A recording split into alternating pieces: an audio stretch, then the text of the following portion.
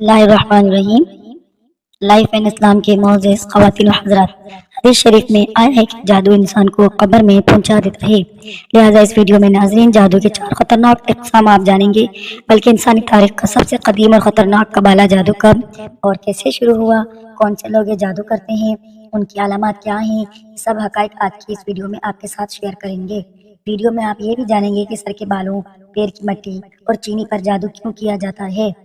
ہماری آج کی یہ ویڈیو ناظرین ہر انسان کے لیے حیرت انگیز ہونے کے ساتھ ساتھ مفید بھی ہے، کیونکہ ویڈیو میں آپ یہ بھی جانیں گے کہ قرآن کی کون سی صورت کو جادو کے توڑ کے لیے پڑھا جاتا ہے۔ تو سب سے پہلے جادو سے متعلق ناظرین یہ بات ذہن میں رکھیں کہ اللہ کے حکم سے جادو کے اثرات کا کسی شخص پر ہو جانا قرآن و حدیث دونوں سے ثابت ہے۔ جب سے خالق کائنات نے یہ دنیا تخلیق فرمائی ہے، اس وقت سے دو نظام ایک دوسرے کے متوازی چل رہے ہیں، ایک مادی یعنی ظاہری نظام اور دوسرا روحانی یعنی مخفی نظام۔ جس طرح مادی نظام کے کچھ اصول و ضوابط کے طے کر دیے گئے ہیں، اسی طرح روحانی نظام کے اصول و ضوابط بھی طے ہیں۔ سفلی جادو کے مقابلے میں روحانی علم عطا کیا گیا ہے تاکہ کسی بھی سفلی جادو کے برے اثرات کا روحانی علم کے ذریعے سدباب کیا جا سکے۔ جادو ایک سفلی علم ہے جس کے رد اور توڑ کے لیے اللہ پاک نے اپنے پیارے حبیب جناب رسالت مآب صلی اللہ علیہ وآلہ وسلم کو روحانی علم سے مشرف فرمایا۔ لہٰذا آپ صلی اللہ علیہ وآلہ وسلم پر جب جادو کے اثرات بد ہوئے تو اللہ رب العزت نے قرآن حکیم کی 2 صورتیں سورہ فلق اور سورہ ناس سید الملائکہ حضرت جبرائیل علیہ السلام کو دے کر بھیجا، جن کی برکت سے جادو کے اثرات ختم ہوئے۔ آپ صلی اللہ علیہ وسلم کے منہ مبارک کے بال کو ایک کنویں میں پتھر کے نیچے رکھ دیا گیا تھے، گویا آپ صلی اللہ علیہ وسلم پر جو جادو کیا گیا وہ زمینی جادو تھا۔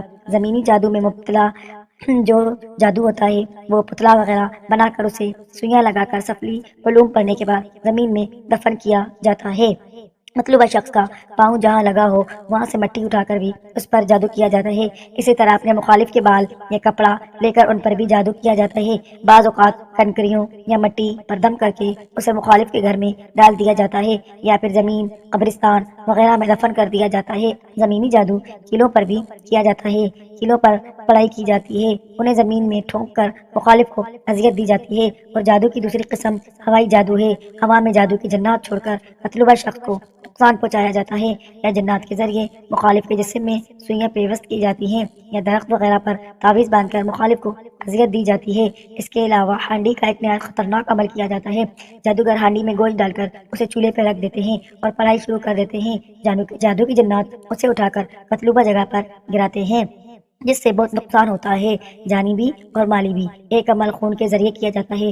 کالا مرغ یا کالا بکرا ذبح کر کے اس میں خون پر جادوگر پڑھائی کرتے ہیں اور شیاطین جنات اس خون کو مطلوبہ شخص سے مطلوبہ جگہ پر چھینٹے مارتے ہیں، جس سے کافی نقصان ہوتا ہے۔ جانوروں، کتا، سور، اونٹ، گائے وغیرہ کی ہڈی پر بھی جادو کیا جاتا ہے، اور سفلی علوم پڑھنے کے بعد یا تو ہڈی گھر میں ڈال دی جاتی ہے یا پھر زمین میں بالخصوص قبرستان میں کسی ویران جگہ پر دفن کر دی جاتی ہے۔ ایک ظلم جادوگر یہ بھی کرتے ہیں کہ جو بچہ سانس لیے بغیر مر جائے یا مردہ پیدا ہو، 1 ماہ کے بعد اس کے جسم کی کولے کی ہڈی قبر کو کھول کر اس سے نکال لیتے ہیں۔ استغفر اللہ، اس پر بہت سخت جادو ہوتا ہے۔ یہ ہڈی بھی گھر میں ڈال دی جاتی ہے، قبرستان یا ویران جگہ میں مخالف کی بربادی کے لیے دفن کر دی جاتی ہے۔ اس کے علاوہ دریا میں دیا جلا کر ہرمل کی دھنی دے کر بذریعہ ہوا جادو کے اثرات مطلوبہ شخص تک جادو کے جنات لے کر جاتے ہیں۔ بلکہ جادو کی قسم آبی جادو ہے۔ مچھلی کے پیٹ کو صاف کر کے اس کے اندر کچھ چیزیں بھر کر جادو کرنے کے بعد اسے سی کر سمندر یا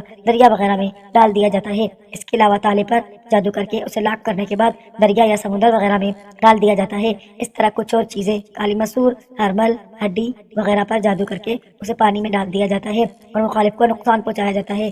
دریا وغیرہ کے کنارے بیٹھ کر دیا جلا کر بھی جادو کیا جاتا ہے، اور بعض اوقات پانی کے اندر اتر کے بھی۔ اور ہاں، ایک قسم جادو کے ذریعے خوراک یعنی برفی، گڑ، چینی یا کسی بھی میٹھی چیز پر دم کر کے مطلوبہ شخص کو کھلائی یا پلائی جاتی ہے۔ یہ عمل گوشت، سبزی اور دیگر خوردنی اشیاء پر بھی کیا جاتا ہے اور مخالف کو کھلا کر مطلوبہ نتائج حاصل کیے جاتے ہیں۔ علماء نے حدیث شریف کی روشنی میں لکھا ہے کہ قرب قیامت میں جنات، شیاطین انسانوں کے بارے میں کیے گئے عہد و پیمان توڑ ڈالیں گے اور زمین سفلی علوم سے بھر جائے گی۔ جنات سرکش ہو جائیں گے اور ان کی شرارتیں عروج پر ہوں گی، بلکہ اس غیبی دنیا میں جادو کے علم کا ایک جہان آباد دے، جسے قوالا جادو کہتے ہیں۔ یہ قوالا جادو دراصل قدیم بابل کا ایک شیطانی علم ہے جو مخصوص اعداد و شمار اور علامات کے ذریعے کیا جاتا ہے۔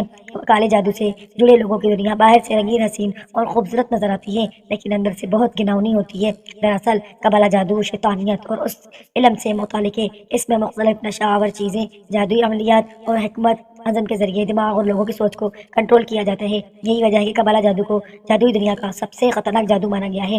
ناظرین، قبالہ جادو کی ابتدا بابل کی ہزاروں پرانی تہذیب سے ہوئی تھی، اور جادو کی اس قسم اتنی ترقی کی کہ یہ خفیہ مذہب میں تبدیل ہو گئی، اور پھر وقت گزرنے کے ساتھ ساتھ یہ ایک پوری تہذیب کی شکل میں ڈل گئی۔ جبکہ کچھ محققین کے مطابق قبالہ جادو کی ابتدا بنی اسرائیل سے ہوئی تھی۔ تاریخ کے مطابق جب یعقوب علیہ السلام کے فرزند حضرت یوسف علیہ السلام کو مصر کی حکومت عطا کی گئی، تو آپ نے اپنے تمام بھائیوں اور رشتہ داروں کو مصر بلا لیا، اور یہ لوگ یہاں آ کر آباد ہو گئے۔ اس زمانے میں مصر کے لوگ جادو کے فن سے کمال رکھتے تھے۔ یہاں لوگ قبالہ جادو کے علم کے ذریعے ہر ممکن اور ناقابل یقین کام کو سر انجام دیا کرتے تھے۔ مثلاً حضرت موسیٰ علیہ السلام کے دور میں فرعون مصر کے دریا میں موجود وہ جادوگر جنہوں نے حضرت موسیٰ علیہ السلام سے مقابلہ کیا، یہ وہ لوگ تھے جو قبالہ جادو کے ماہر تھے۔ اس طرح بچڑے کی پوجا اور اپنے جادو سے لوگوں کو شرک میں مبتلا کرنے والا سامری جادوگر بھی اسی قبالہ جادو کا استعمال کیا کرتا تھا۔ اسی طرح نمرود اور فرعون کے وہ درباری کاہن اور نجومی جنہوں نے انہیں یہ بتایا تھا کہ ایک بچہ ایسا پیدا ہونے والا ہے جن کی سلطنت خاتمے کا سبب بنے گا، یہ پیشن گوئی بھی قبالہ جادو کے ذریعے ہی کی گئی تھی۔ لیکن ایک وقت ایسا آیا کہ حضرت موسیٰ علیہ السلام کو اللہ تعالیٰ نے حکم دیا کہ اپنی قوم کو یعنی اسرائیل کو لے کر فلسطین کی طرف ہجرت کر جائے۔ لہٰذا حضرت موسیٰ بنی اسرائیل کو سمندر کے راستے نجات دلوا کر مصر سے لے گئے، اور فرعون اپنے لشکر سمیت سمندر میں غرق ہو گیا۔ حضرت موسیٰ علیہ السلام بنی اسرائیل کے ساتھ فلسطین میں آباد ہو گئے، کیونکہ بنی اسرائیل نے مصر میں کئی برس گزارے تھے اور قوم فرعون میں رہ رہے تھے، اس لیے ان کے اندر بھی غرور و تکبر، ماہر جادوگروں کا علم اور دنیا بھر کی حکمرانی کے حربے آ گئے تھے۔ اس لیے فلسطین آ کر بنی اسرائیل رفتہ رفتہ سرکش اور نافرمان بن گئے، اور مصری جادوگروں سے سیکھنے والے قبالیہ عملیات اور جادو کو اپنے مقاصد کے لیے استعمال کرنے لگے۔ بنی اسرائیل نے جادو میں مصری جادوگروں سے بھی زیادہ مہارت حاصل کر لی اور اسے اپنے دشمنوں اور مخالفین کو نقصان پہنچانے کے لیے استعمال کیا، یہاں تک کہ حضرت سلیمان علیہ السلام کا دور آیا۔ اللہ تعالیٰ نے آپ کو عظیم الشان سلطنت کے علاوہ جنات پر بھی حکومت عطا فرمائی تھی۔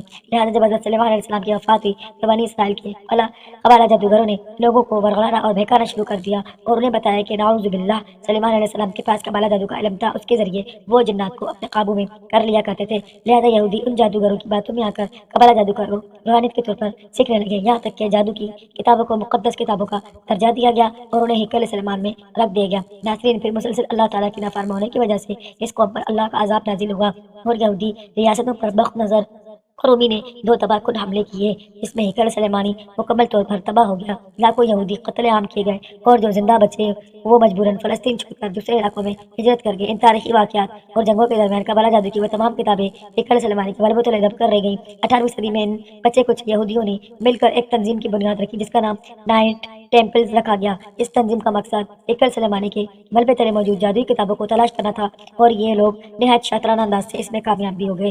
ناظرین، ان کتابوں میں قبالہ جادو اور پراسرار رسومات کا تمام علم تھا۔ ان سب کتابوں کو حاصل کر کے ان کی غیر معمولی طاقتوں کا فائدہ اٹھا کر دنیا پر حکمرانی کرنا ان نائٹ ٹیمپلز کا مقصد تھا۔ یہ لوگ عیسائیوں کے ساتھ مل کر صلیبی جنگوں میں بھی شامل ہوتے رہے، اور خود کو انہی کا حصہ یعنی عیسائی ظاہر کر کے دنیا پر حکمرانی کے خواب دیکھتے رہے، مگر صلاح الدین ایوبی جیسے مسلم حاکم کے ہوتے ہوئے ان کے یہ ناپاک عزم کبھی کامیاب نہ ہو سکے۔ لہٰذا جب عیسائیوں کو ان نائٹ ٹیمپلز کے یہودی ہونے کا پتہ چلا تو انہیں قتل کرنا شروع کر دیا گیا، جس کے بعد مجبور ہو کر یہ نائٹ ٹیمپل اسکاٹ لینڈ ہجرت کر گئے۔ آہستہ آہستہ وہاں سے اپنا اثر و رسوخ پورے برطانیہ تک پھیلا دیا۔ بہت جلدی یہ لوگ دنیا کے تمام مسائل پر قابض ہونا شروع ہو گئے، یہاں تک کہ جائیداد، پھلوں، جاگیروں اور دنیا بھر کے تمام مسائل پر ان کا قبضہ ہو گیا۔ قبالہ جادوگر اکثر ایسے لوگوں کو اپنا اعلیٰ کار بناتے ہیں جو مشہور شخصیات کی فہرست میں شامل ہو۔ ناظرین، آج کے دور میں ٹیلی ویژن پر کچھ بڑے بڑے سیلیبریٹیز جو دل نبھاتے نظر آتے ہیں وہ بھی اس قبالہ سسٹم کے تحت چل رہے ہیں۔ یہی وجہ کہ آج انہیں کوئی گناہ نہیں لگتا، اور بے حیائی کو انہیں ستاروں کی وجہ سے سرعام کی جاتی ہے۔ لوگ اپنے دین و مذہب پر عمل کرنے کے بجائے ان اسٹارز کے نقش قدم پر چلتے دکھائی دیتے ہیں۔ ان کی موویز، ڈانس اور گانے قبالہ جادو کی مدد سے ترتیب دیے جاتے ہیں۔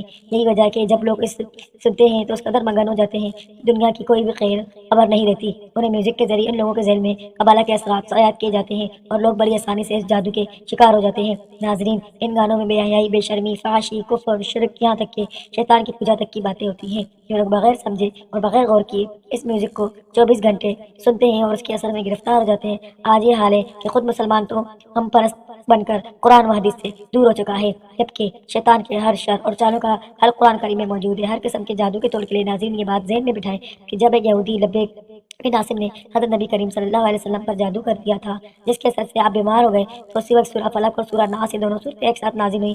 آپ نے ان دونوں صورتوں کی تلاوت فرمائی تو آپ بالکل تندرست ہو گئے اور جادو کا اثر ختم ہو گیا۔ حافظ ابن کریم نے فرمایا کہ ان دونوں صورتوں کو جادو کو، نظر بد اور تمام آفات جسمانی اور روحانی کو دور کرنے میں تاثیر عظیم ہے، بلکہ کتب و حدیث میں جا بجا اس بات کی صراحت ہے کہ رسول اللہ صلی اللہ علیہ وسلم سفر و حضر میں یا جب بھی آپ کو کوئی بیماری پیش آتی تو آپ صلی اللہ علیہ وسلم یہ معوذتین پڑھ کر اپنے ہاتھوں پر جم کر کے سارے بدن مبارک پر پھیر لیتے تھے۔